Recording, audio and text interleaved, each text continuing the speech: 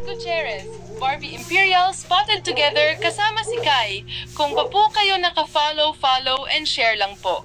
Muli na namang namata ang magkasama ang kapamilya aktor na si Richard Gutierrez at aktres na si Barbie Imperial kasama ang bunsong anak ng aktor na si Kai.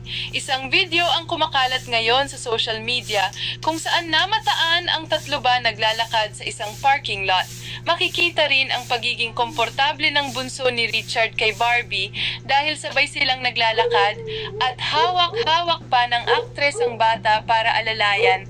Agad ngang umani ng samut-saring komento mula sa madlang netizens ang naturang video.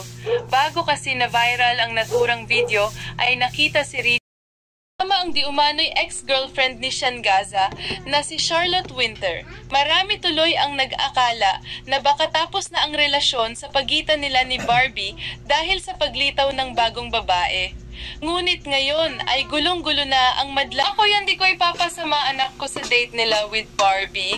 Not unless legal wife na siya. Say naman ng isa. At yan ang totoo. Alright. Thank you for watching. Follow for